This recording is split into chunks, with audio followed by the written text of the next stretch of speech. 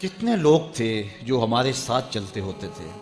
آپ ذرا اپنے ذہن پہ زور دیں.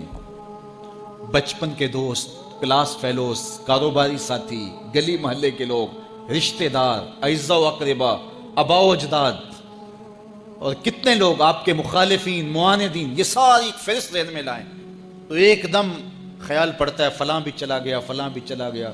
کوئی سال کے بعد اچانک کوئی بات یاد آتی ہے تو یاد آ جاتا ہے، کوئی 6 ماہ کے بعد یاد آتا ہے.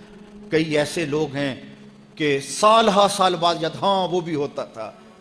مٹی کا رزق بن گئے، قصہ پارینہ بن گئے. کہانی تو اتنی سی ہے نا، جو اکڑ اکڑ کے چلتے تھے آج وہ مٹی کا رزق بن گئے. جو اپنے بدن پہ چٹکی مٹی بھی نہیں پڑنے دیتے تھے آج ان کے کفن بھی تار تار ہو گئے. حضرت غوث اعظم فرماتے ہیں قبرستانوں میں جا کے دیکھو کیسے کیسے حسینوں کی مٹی خراب ہو رہی ہے. اللہ اکبر. بدن خاک میں مل گئے، ہڈیاں چور چور ہو گئی، ریزہ ریزہ ہو گئی. قبروں کے نشان بھی مٹ گئے، کتبے بھی ٹوٹ گئے. مٹ گیا مشتاق دل سے رنگے یاد رفتگاں. پھول مہنگے ہو گئے، قبریں پرانی ہو گئی. کون کسی کو یاد کرتا ہے؟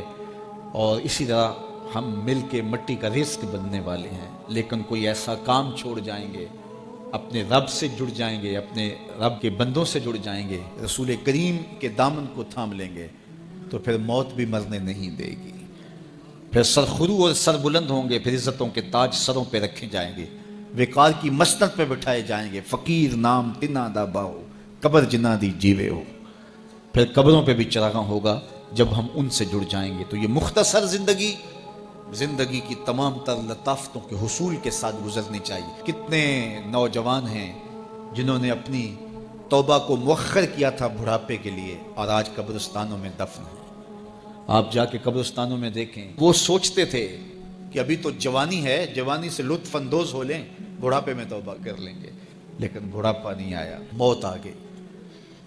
موت تو برحق ہے، یہ تو آ کے رہنی ہے، لیکن بڑھاپا لازمی نہیں ہے کہ ضروری آئے. حضرت امام غزالی نے ایک بڑی خوبصورت بات لکھی. فرماتے ہیں معاشرے میں نظر دوڑا کے دیکھو، زیادہ بچے ہیں، زیادہ جوان ہیں یا زیادہ بوڑھے ہیں؟ تو کہا آپ کو بچے زیادہ ملیں گے. ہر گھر میں دیکھ لیجئے، بچے زیادہ ہوں گے، جوان ان سے کم ہوں گے، بوڑھے ان سے کم ہوں گے. تو اگر بوڑھے تھوڑے ہیں، جوان زیادہ ہیں، تو غزالی فرماتے ہیں پھر بات سیدھی سیدھی ہے، بڑھاپے تک کوئی کوئی پہنچتا ہے، زیادہ جوانی میں چلے جاتے ہیں. اور کہا کہ اگر جوانوں سے بچے بھی زیادہ ہیں تو پھر اس کا مطلب بھی سیدھا سیدھا ہے کہ جوانی تک سارے نہیں پہنچتے، بہت بچپن میں چلے جاتے ہیں. غرہ کس پہ، ناز کس پہ، غرور کس پہ، تکبر کس پہ؟ تو یہ مختصر زندگی جو اللہ کی امانت ہے، اس کو اللہ کے نام پہ گزارو. جو بیت گئی وہ بیت گئی، وہ تو منہا ہو گئی زندگی سے. وہ مجھے رات سے کچھ لوگ میسج بھیج رہے ہیں کہ آج 16 مارچ ہے اور آپ کا پیدائش کا دن ہے، مبارک ہو. اللہ سب کو جزا دے. لیکن میں آج اپنی چھوٹی بیٹی کو بھی کہہ رہا تھا، وہ مجھے بولی کہ ابو آپ کو مبارک ہو. تو میں نے کہا کہ آپ ہاتھ اٹھا کے اللہ کی بارگاہ میں دعا کرو کہ اللہ آپ کے باپ کے 46 سال کے گناہ معاف کر دے. یہ تو زندگی گزر گئی ہے، 46 سال میرے ہاتھ سے نکل گئے ہیں. میں الٹا بھی لٹک جاؤں تو یہ میرے ہاتھ نہیں آ سکتے. اگر میں نے اچھے گزارے ہیں تو مجھے مبارک ہو اگر قبول ہو گئے ہیں، اور اگر اچھے نہیں گزرے تو مجھے توبہ کرنی چاہیے. زندگی کی کوتاہیوں سے توبہ کرنی چاہیے. ہم سمجھتے ہیں ہم بڑے ہو رہے ہیں، حقیقت میں ہم چھوٹے ہو رہے ہیں. ہم اپنی زندگی کے اہداف طے کریں، زندگی کے مقاصد طے کریں. ساری زندگی اس کے گرد سفر کرنی چاہیے.